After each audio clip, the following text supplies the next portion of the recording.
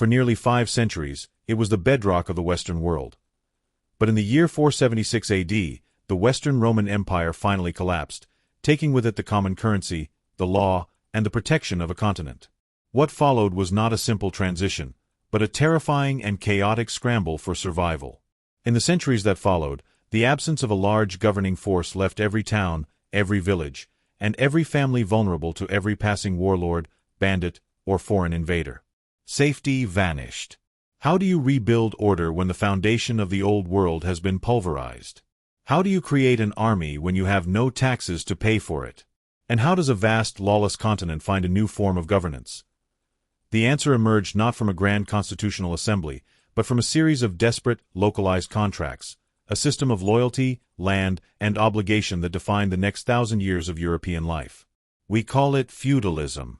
Today, on the human record, we are digging deep into the tumultuous, chaotic, and fascinating conditions that forced this new social and political order into being. This is the story of how feudalism was born. To truly understand the birth of feudalism, we must first appreciate the magnitude of what was lost. The collapse of the Western Roman Empire didn't just remove an emperor, it dismantled the entire infrastructure of civilization. Before Rome's fall, you had central authority. The Roman government was supreme across much of Europe and the Middle East.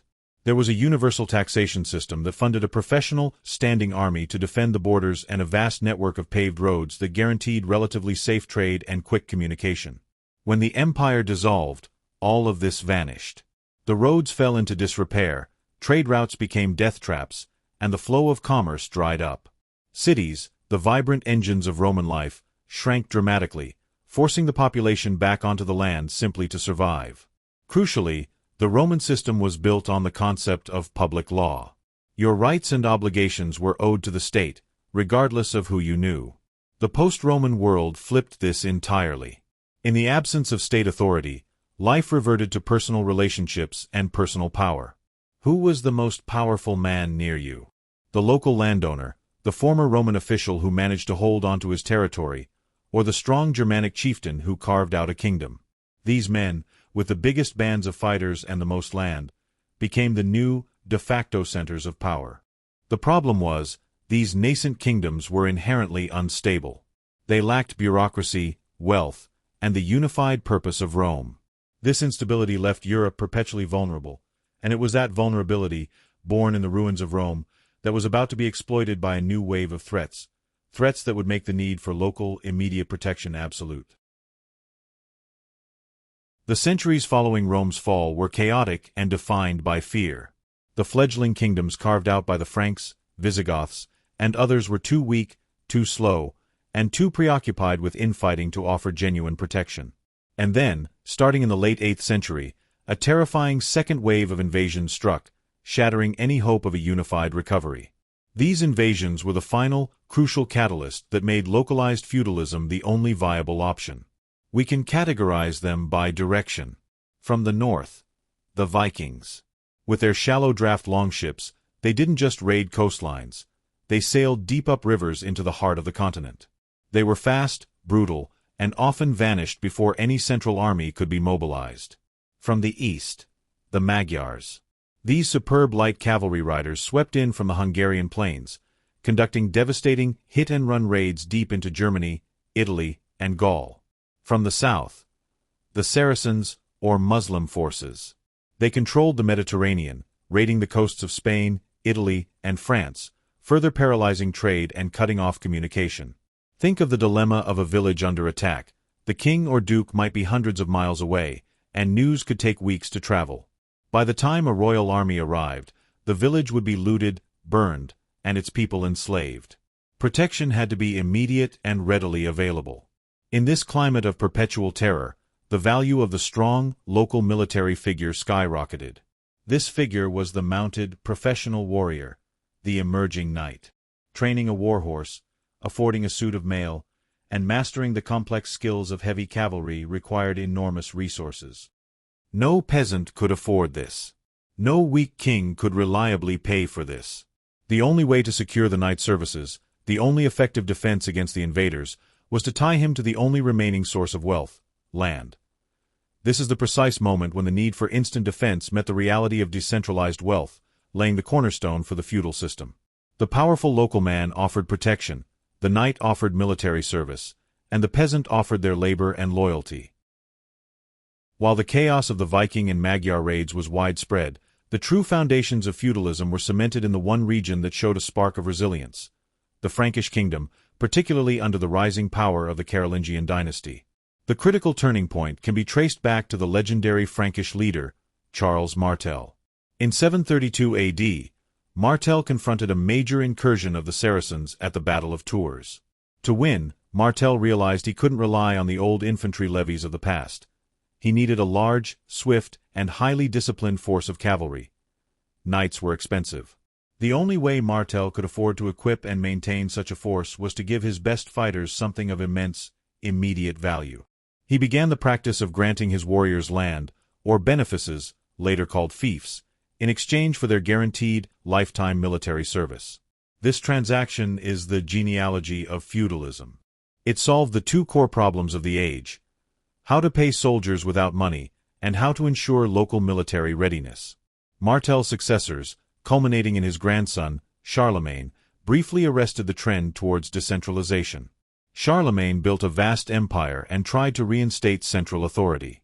However, even he had to govern his territory by delegating power to regional counts, nobles, and bishops.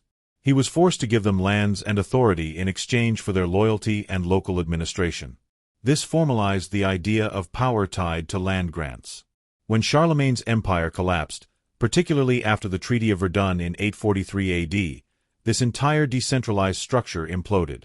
The counts and nobles who had been administrators for the king suddenly realized they were the actual military power in their region. With no strong emperor to enforce the central contracts, they simply made their power hereditary. The land was no longer a temporary grant held at the king's pleasure. It became the nobles' permanent, private property, held in theory from the king, but in practice, for themselves. The chaos of the invasion simply accelerated this process, pushing these newly independent lords to build castles and enforce their own justice. The king was now just the biggest lord, not the true ruler. The Carolingians, in their attempt to manage a vast territory, had unwittingly institutionalized the very system that would later overshadow the power of the monarch. By the 10th century, Europe had created a decentralized, interlocking framework that provided security. This framework is what we call feudalism, but it's vital to recognize that it was actually two systems working in tandem.